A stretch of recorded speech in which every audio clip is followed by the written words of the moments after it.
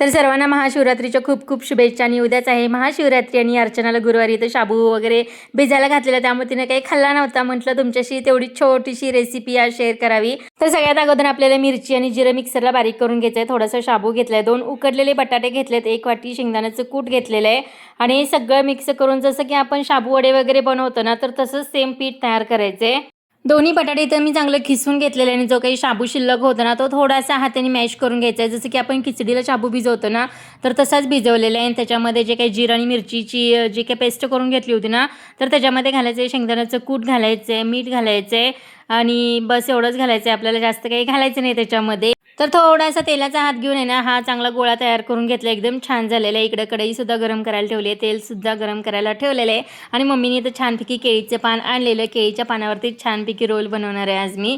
जसं की आपण वडे वगैरे बनवतो ना, पण हे जरासं वेगळं काहीतरी, दरवेळेस वडे बनवतच असतो, तर यावेळेस वडे राहू दे म्हटलं, थोडेसे छोटे छोटे रोल आहेत ना असे करून घ्यायचे आहेत आपल्याला।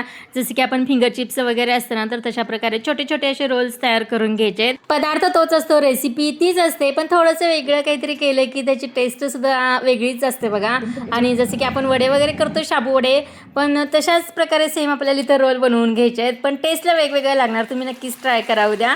आणि सगळे बारीक गॅसवरती आहेत ना, तर आपल्याला तळून घ्यायचे आहेत, मोठ्या गॅसवरती तळून घ्यायचे नाही आहेत। जसं की बारीक मीडियम थोडंसं गॅस करायचं आणि त्याच्यावरती छान असे करपूस तळून घ्यायचे आहेत, जसं की गोल्डन ब्राऊन कलर येईपर्यंत तळून घ्यायचे आहेत। आणि याचा आवाज तुम्ही बघू शकताय।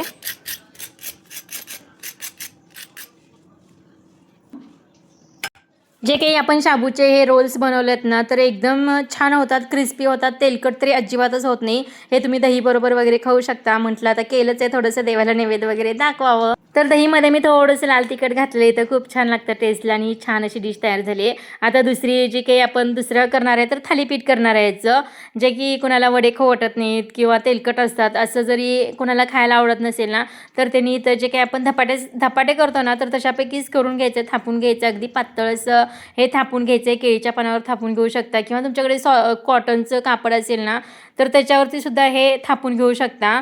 आणि मस्तपैकी त्याला छोटे छोटेसे होल असे करून घ्यायचे आणि मस्तपैकी करपूस भाजून घ्यायचं हे।